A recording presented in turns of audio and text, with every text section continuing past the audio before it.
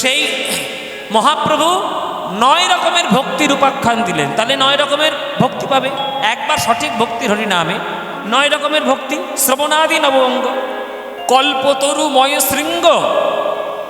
কল্পতরু মানে কল্পতরু, যে গাছের কাছে আপনি যা কল্পনা করবেন তাই পাবেন, সেটা হচ্ছে কল্পতরু। হ্যাঁ, সেটা কল্পতরু। এবার আরেকটা শাস্ত্র ব্যাখ্যা আছে, যে গাছ ব্রহ্মার এক কল্পকাল বেঁচে থাকে তাকে বলে কল্পতরু। আর এই কল্পতরু স্বাভাবিক অর্থে আমরা জানি যে গাছের কাছে আপনি যা চাইবেন তাই পাবেন। তাহলে কল্পতরু আমাদের ভক্তি জগতে কারা? মাত্র দুজন। কে কে? একজন হচ্ছে শ্রী গুরু এবং একজন হচ্ছে শ্রী বৈষ্ণব। আমরা বলি না, জয় জয় শ্রী গুরু প্রেম কল্পতরু। তাহলে গুরুদেব হচ্ছেন প্রেম কল্পতরু। আর বৈষ্ণবদেরকে প্রণাম করার সময় কি বলি? বাঞ্ছা কল্পতরুভ্যশ্চ কৃপা সিন্ধুভ্য এব চ। তাহলে বৈষ্ণব হচ্ছে বাঞ্ছা কল্পতরু। তাহলে গুরু আর বৈষ্ণবের কাছে যা চাইবেন আপনি তাই পেয়ে যাবেন, তাই পেয়ে যাবেন। মায়েরা, মায়েরা, বাবারা সবাইকে বলছে, গুরুর কাছে যা চাইবেন তাই পাবেন। কিন্তু কি চাইতে হয়? আপনারা কি চান গুরুর কাছে গিয়ে? হ্যাঁ হ্যাঁ, সেটা তো আপনি আমার কাছে বলছেন, গুরুর কাছে গিয়ে আপনি কি চান?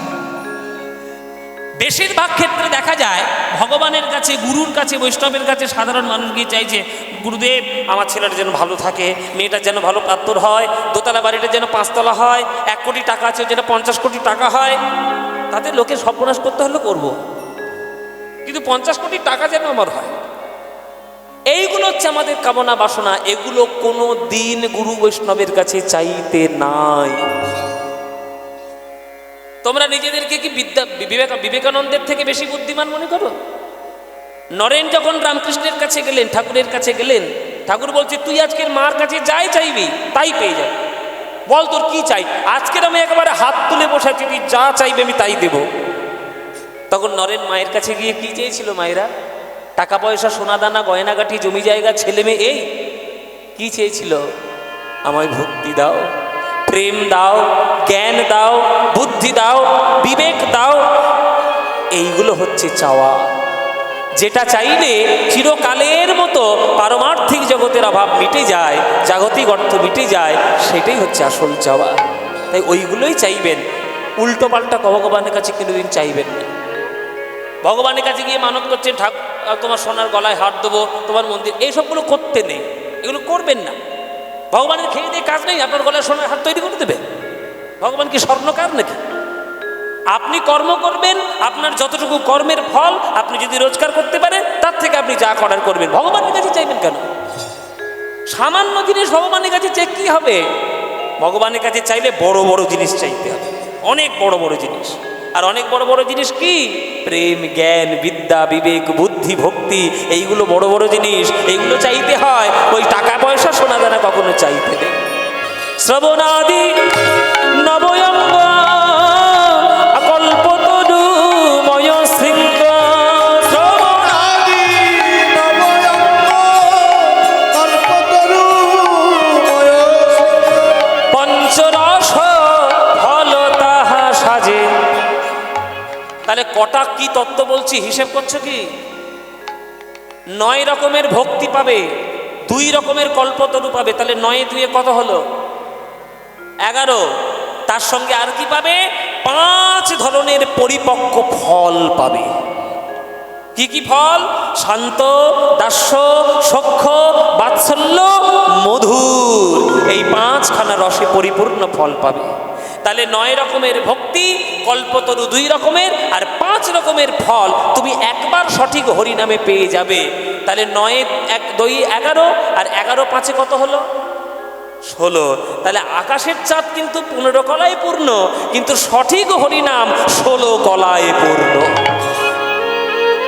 বলো, যে হরিনাম 16 কলায় পূর্ণ, সেই হরিনাম গাওয়া লাভজনক না লাভ নয়?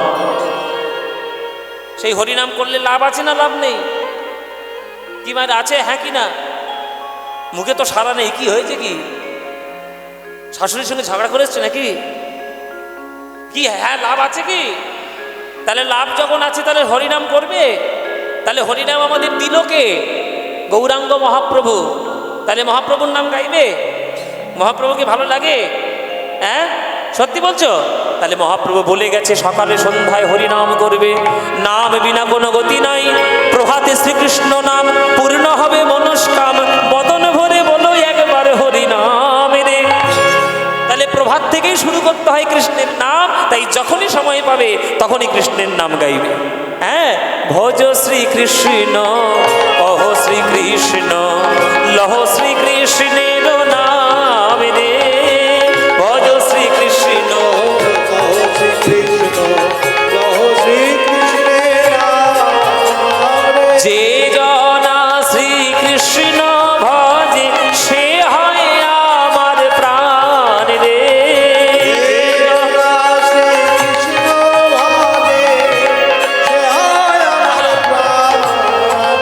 ওগো প্রভাত কালে হা শ্রীকৃষ্ণ যে বলে একবার রে, প্রভাত কালে হা শ্রীকৃষ্ণ কেবল একবার রে। সেই জন আমার হয় আমি হই তার রে, সেই জন আমার আমি আহা ভজ শ্রীকৃষ্ণ ওহ শ্রীকৃষ্ণ কহ শ্রীকৃষ্ণের নাম রে। ভজ শ্রীকৃষ্ণ কহ শ্রীকৃষ্ণ কহ শ্রীকৃষ্ণের নাম নাম রে। আহা যে জনা শ্রী উলুধ্বনি রে। সে হয় আমার প্রাণ রে। সে হয় আমার প্রাণ রে। কহ শ্রীকৃষ্ণের নাম রে। ভজ শ্রীকৃষ্ণ নিতাই গৌর হরি নাম রে। ভজ শ্রীকৃষ্ণ কহ শ্রীকৃষ্ণের নাম রে। বলো মায়ের আনন্দ হয়েছে? হয়নি? এই আনন্দ আর পাবে? তাহলে একবার হরিনামে যদি 16 কলা লাভ হয় তাহলে হরিনামে লাভ আছে। এইবার মহাপ্রভু যখন এরকম বলে দিলেন যে একবার হরিনাম করলে 16 টাকা লাভ পাবে, তখন হাজার হাজার মানুষ শুধু মহাপ্রভুর দলে যোগ হচ্ছে। বলে বাবা আর কেন ঘরে থাকবো, হরিনাম করি, হরিনাম করলে সকল দুঃখ দূর। এই বলতে বলতে সব মহাপ্রভুর দলে যোগ হচ্ছে। আচ্ছা, কেউ যদি হরিনামের দলে যোগ হয় তোমাদের আনন্দ হবে না দুঃখ হবে? আনন্দ হবে, কিন্তু একজনের গা জ্বলে যাচ্ছে যে। হ্যাঁ, একজনের গা জ্বলে যাচ্ছে, ওরে বাবা তার খুব প্রভাব, হ্যাঁ খুব শত্রুতা করছে। কে? যে যুগে বাস করছি সেই যুগ। আমরা কোন যুগে বাস করছি? কলিযুগ। কলিযুগ বলছে কি?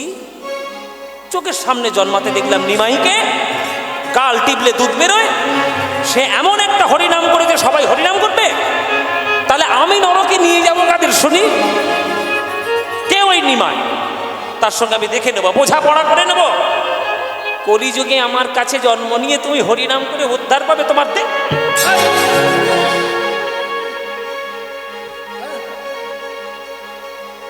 হরি বলবো। কলিযুগ রেগে গিয়ে মহাপ্রভুর সঙ্গে যুদ্ধ করতে আসছে। বলে ওই নিমায়ের এত বড় সাহস শুধু হরিনাম করাবে? হ্যাঁ, দেখিয়া জীবের গতি আমার কলিযুগ সুরপতি, দেখিয়া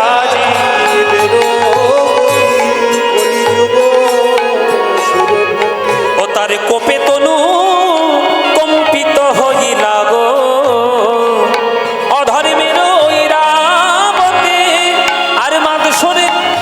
প্রত্যেকটা কথা শোনো, এই যে পদাবলীটা গাইছি, কীর্তন তো অরিজিনাল কীর্তন তো পদাবলী কীর্তন।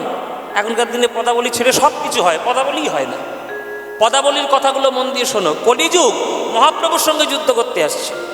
কোন কোন অস্ত্র নিয়ে মহাপ্রভুর সঙ্গে কলিযুগ যুদ্ধ করছে পদকর্তার ডিটেলস লিখছে পদাবলীর মধ্যে। কি কি দিয়ে দেখুন, অধর্মের ঐরাবতে আর কুমতি ইন্দ্রাণী সাথে, অধর্মের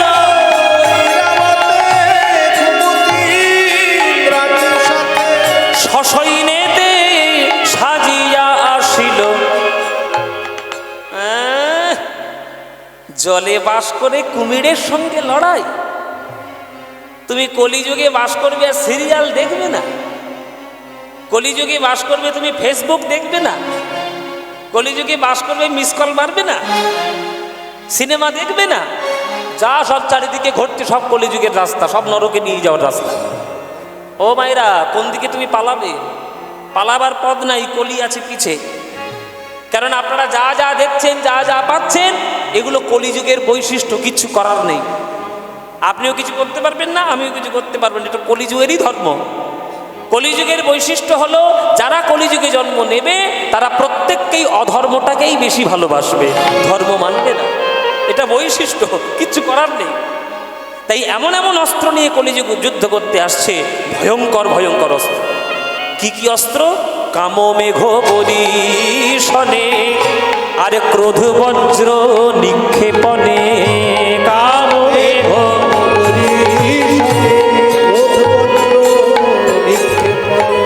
লোকের হইল বড় ডর গো, লোভ মোহ শিলাঘাতে আর মাদসরে যাবি ঝঞ্ঝাবাতে। লোভ মোহ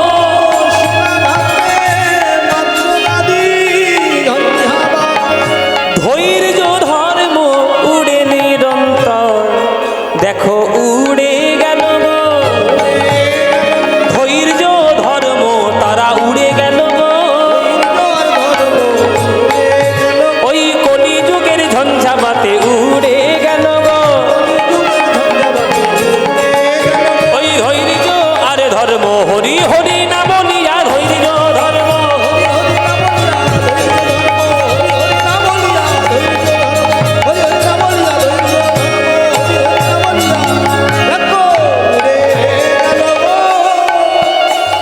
ধৈর্য ধর্ম উড়ে নিরন্তর।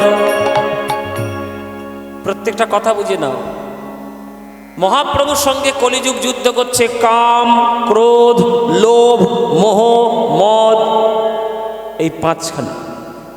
মাৎসর্য কিন্তু নয়। মাৎসর্য তো কলিযুগের কাছে অস্ত্র আছে, কিন্তু বৈষ্ণবদের কাছে মাৎসর্যের কোনো স্থান নেই। কাম, ক্রোধ, লোভ, মোহ, মদ, মাৎসর্য, ছটা অস্ত্র কলিযুগের। ওই ভয়ঙ্কর অস্ত্র এখন দেখুন চারিদিকে জগৎকে গ্রাস করেছে। মানুষ কামে পরিপূর্ণ, ক্রোধে পরিপূর্ণ, লোভে পরিপূর্ণ, পাপে পরিপূর্ণ, হিংসাতে পরিপূর্ণ। চারিদিকে দেখুন সব এই ঘটনাই ঘটছে। কলিযুগ এই অস্ত্র দিয়েই ভক্তদেরকে টেনে নিচ্ছেন নরকের রাস্তায়। বলে আমার সঙ্গে যুদ্ধ করবে নিমান? চোখের সামনে জন্মাতে দেখলাম, তাহলে আমি নরকগুলোকে চালাবো কি করে? আমার নাম কলি, আমার কাজ হলো লোককে টেনে টেনে নিয়ে অধর্মের পথে চালু করা। কিচ্ছু করার নেই, এটা কলিযুগেরই ধর্ম। মায়েরা, একবার সনাতন গোস্বামী প্রশ্ন করেছিল প্রভুকে যে কে আমি, কেন মোরে যারে তাপত্রয়, ইহা নাহি জানি প্রভু কইছে হিত হয়। আমি কে? আমার পরিচয় কি? কেন আমার এত কষ্ট? তখন প্রভু উত্তর দিলেন, জীব নিত্য কৃষ্ণ দাস, ইহা ভুলি গেলা, তে কারণে মায়া পিশাচি গলায় বান্ধিলা। ধরিতে ধরিতে যদি সাধু বৈদ্য পায়, কৃষ্ণ নাম মন্ত্রে মায়া পিশাচি পালায়। আমরা যে কৃষ্ণেরই দাস, এটা আমরা ভুলেই গেছি ওই মায়ার জন্য। কাম, ক্রোধ, লোভ, মদ, মাৎসর্যের জন্য, অধর্মের অন্ধকারের জন্য ভুলে গেছি। কিন্তু কেউ যদি সঠিক গুরুচরণাশ্রয় করে, সৎগুরুর চরণাশ্রয় করে এইগুলো থেকে মুক্তি নিয়ে নিতে পারে, তখন তার কলিযুগ আর কোনো স্পর্শ করবে না। আর দেখবেন এখনকার দিনে কলিযুগের বৈশিষ্ট্যই হলো যেখানে খারাপ কাজ, লোকের ভিড় সেইখানেই বেশি। ও মায়েরা, মেট্রো চড়েছো কখনো? মেট্রো মেট্রো চড়েছো? মেট্রো রেল দেখবে দুই ধরনের সিঁড়ি থাকে। একটা সিঁড়ি চলন্ত সিঁড়ি, আর একটা সিঁড়ি এমনি নর্মাল সিঁড়ি, হেঁটে হেঁটে উঠতে হয়। কোন সিঁড়িটায় ভিড় বেশি হয় বলো দেখি? ওই চলন্ত সিঁড়ি। আর খাটতে হয় না, দাঁড়ালে চুপচুপ টুপটুপ করে নিয়ে চলে গেল উপরে। আর এটাতে তোমার হেঁটে হেঁটে উঠতে হবে তো। কিন্তু জেনে রাখবেন, ওই হেঁটে হেঁটে যারা ওই মেট্রো সিঁড়িগুলো ওঠা চড়া করে, তাদের শরীর স্বাস্থ্য ভালো থাকে, কেননা ডাক্তার বলেছে হাঁটো, এরা হাঁটে না, হেঁটে চুপচাপ দাঁড়িয়ে রয়েছে চলন্ত সিঁড়ি। প্রত্যেকটা জীবনে দুই রকম কাজ, একটা সহজে উপরে উঠে যাওয়া আর একটা কষ্ট করে উপরে উঠে যাওয়া। জেনে রাখবে, সহজে তাড়াতাড়ি যে উঠে যাবে তার পতন হতে বেশি দেরি নাই, আর যে কষ্ট করে ধীরে ধীরে উঠবে সে জানে ওই প্রত্যেকটা পদক্ষেপের গুরুত্ব কী। তাই মহাপ্রভুর আমলে, মহাপ্রভুর যুগে কলিযুগ চারিদিকে সহজের রাস্তা দিয়েছে যাতে আমরা সহজেই আমরা নাম করতে পারি। কিন্তু যারা পরিশ্রমী, যারা গুরু ভক্ত, যারা গুরুচরণ আশ্রয় করে, তারা জানে জীবনের মানে কি। সবাইকে কলিযুগ নিজের কাছে গ্রাস করে নিচ্ছে, সবাইকে। তখন মহাপ্রভু মনে মনে ভাবলেন, আমাকে এইভাবে সংসারী থাকলে চলবে না। সমগ্র জগতের উদ্ধারের জন্য আমাকে আত্মত্যাগ আগে করতে হবে। কেননা আপনি আচরি ধর্ম অপরে শিখায়, নিজে না কইলে অন্যে শেখানো না যায়। তাই মহাপ্রভু সকল ভক্তদের উদ্ধার করার জন্য শচীনন্দন গৌর হরি আমার, কলিযুগের প্রভাবে যে ভক্তরা নরকের রাস্তায় যাচ্ছে তাদেরকে উদ্ধার করার জন্য ওই শচীনন্দন গৌর হরি আমার মাত্র 24 বছর বয়সে সংসার ত্যাগ করে সন্ন্যাসী হলেন। মাকে কাঁদালেন, স্ত্রীকে কাঁদালেন, ভক্তদেরকে কাঁদিয়ে সন্ন্যাস হয়ে চিরকালের মতো গৃহত্যাগ করলেন। এইবার ভক্তরা দেখল যে নিমাই শুধু প্রেম দিয়েছে আমাদের মঙ্গলের জন্য, অথচ সেই নিমাইকে না বুঝে তার মনে কত দুঃখ দিয়েছে। তাই গৌর হরি না হলে আমাদের উদ্ধার নয়। মহাপ্রভু যখন কি করলো, কলিযুগ যখন যুদ্ধ করছে তখনই দেখিয়া জীবের ভয় আমার শ্রী চৈতন্য দয়াময়, দেখিয়া জীবের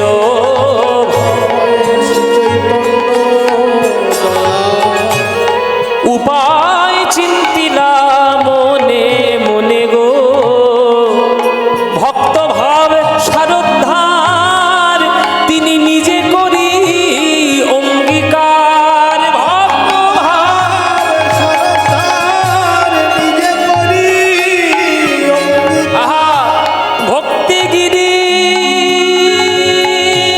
ধ্বনি হরি বল মায়েরা, ভক্তিগিরি করিলা ধারণ রে, ভক্তিগিরি করিলা ধারণ রে।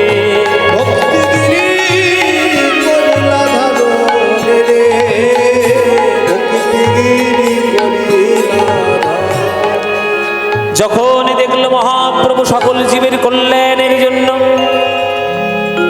সকল জীবের কল্যাণের জন্য প্রভু আমার গৃহত্যাগ করেছেন, যখন গৃহত্যাগ করে সবার চরণ ধরে হরিনাম বিতরণ করছেন, তখন আর কোনো সন্দেহ থাকলো না, গৌরের প্রতি আর কোনো সন্দেহর অবকাশ নাই।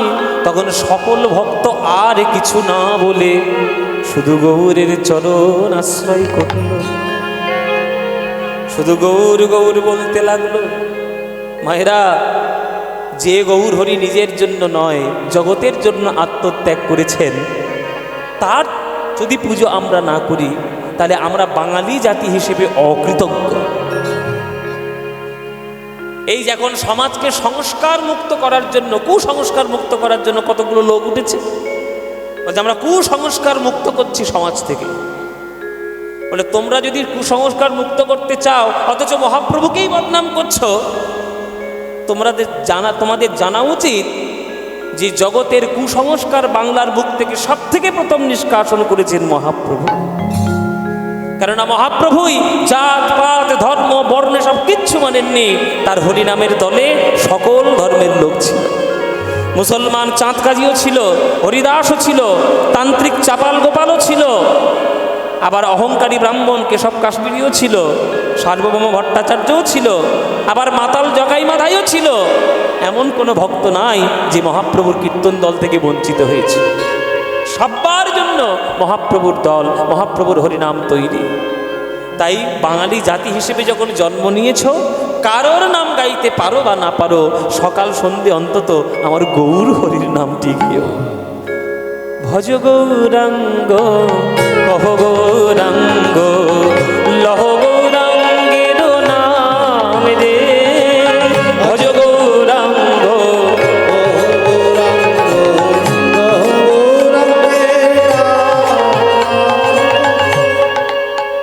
এই গানটা ভাল লাগে তোমাদের? হ্যাঁ সত্যি বলছো? ও মায়েরা, সিরিয়ালের দিব্যি, এরা দিব্যি না দিলে কথা শোনে না। ও মায়েরা, সিরিয়াল বেশি ভাল লাগে না কীর্তন বেশি ভাল লাগে? কীর্তন। আর এই গৌরাঙ্গের গানটা ভাল লাগে তো? তাহলে ভজ গৌরাঙ্গ কহ গৌরাঙ্গ লহ গৌরাঙ্গের নাম রে, এই গানটা আমি সারেগামাপায়ও গেয়েছিলাম, শুনেছিলে তোমরা? সেদিন এসেছিল একজন বোম্বে থেকে, একজন বিচারক, তার সামনে সেদিন গিয়েছিলাম। আজকে তোমরা আমার সামনে বসেছে, তোমাদের সামনে গাইছে। কি গানটা গাইবে? গানটা ভাল লাগে? তাহলে ভজ গৌরাঙ্গ কহ গৌরাঙ্গ এই গানটা তোমাদের যাদের যাদের ভাল লাগে না, একবার উলুধ্বনি দাও জোরে জোরে।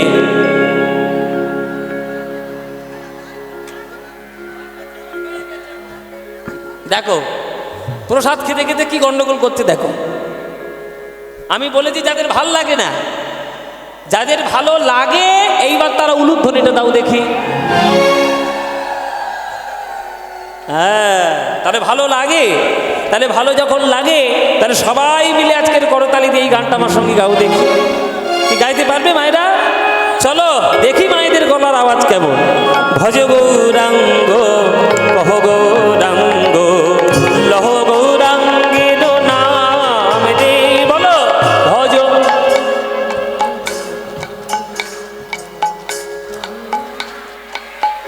বাহ, এই তো। যে জনা গৌরাঙ্গ ভজে সে হয় আমার প্রাণ রে, যে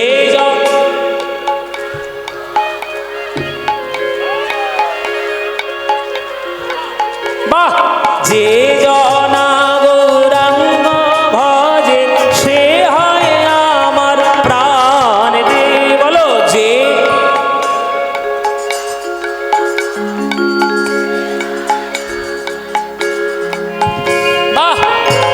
দিন গেলে হা গৌরাঙ্গ যে বলে একবার রে, দিন গেলে।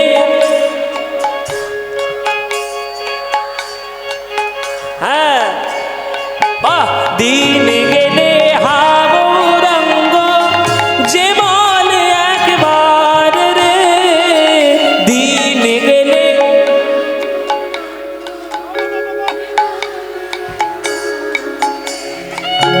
সেই জন আমার হয় আমি হই তার রে, বলো সেই জন।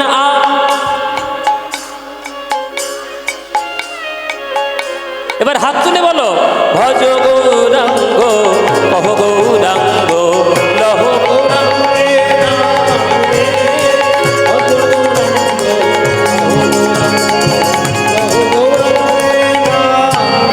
আহা, যে জন গৌরাঙ্গ ভজে সে হয় আমার প্রাণ। উলুধ্বনি উলুধ্বনি।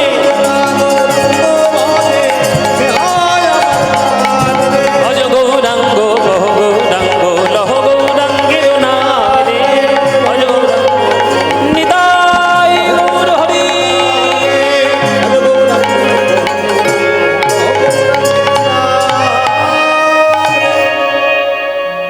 বলো গান গিয়ে আনন্দ হয়েছে?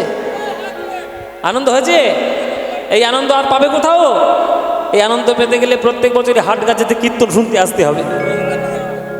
আসবে তো? সবাই মিলে আসবে, যারাই আসবে আনন্দই পেয়ে যাবে।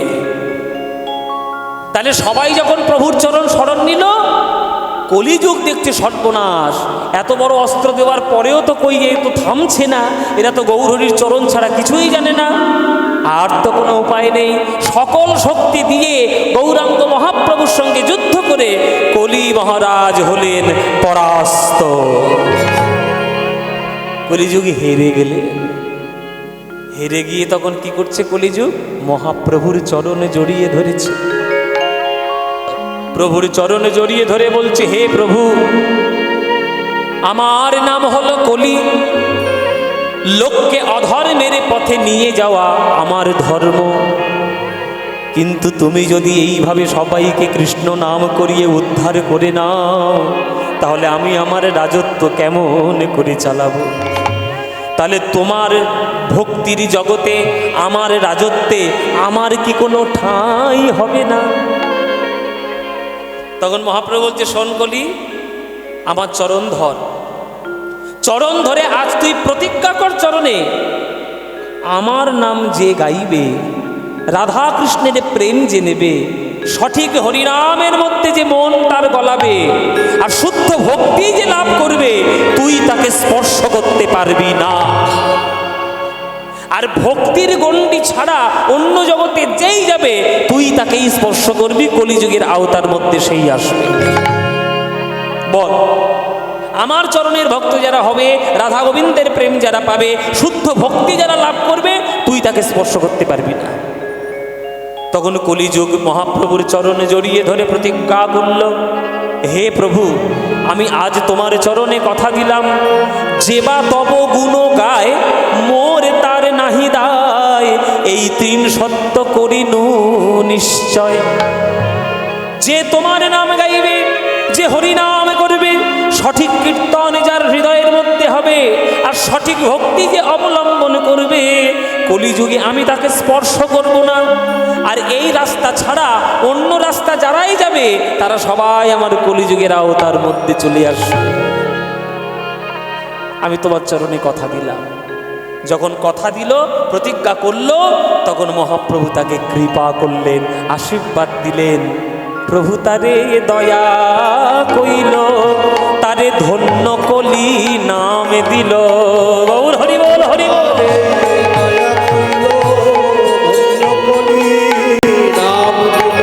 অদ্যপিহ ঘোষয়ে সংসারে গো, শ্রী চৈতন্য দাসে বলে, গিরি গোবর্ধন লীলার ছলে। শ্রী চৈতন্য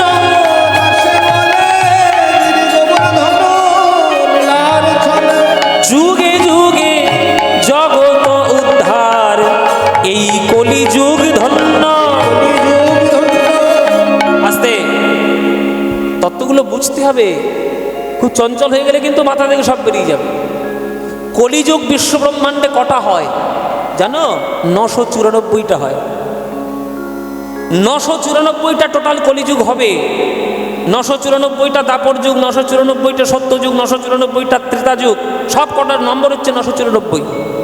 কিন্তু 994-এর মধ্যে কোন কলিযুগটা ধন্য? যে কলিযুগে অবতীর্ণ শ্রীকৃষ্ণ চৈতন্য, সেইটাই হলো কলিযুগ ধন্য। তাই আখরে বলকর্তা বলছেন, কলিযুগ ধন্য, এই কলিযুগ ধন্য। কেননা অবতীর্ণ শ্রী চৈতন্য কলিযুগ ধন্য। অবতীর্ণ শ্রী চৈতন্য কলিযুগ ধন্য। এতে অবতীর্ণ শ্রী চৈতন্য হরি নামে করাই ধন্য। হরি হরি বল, হরি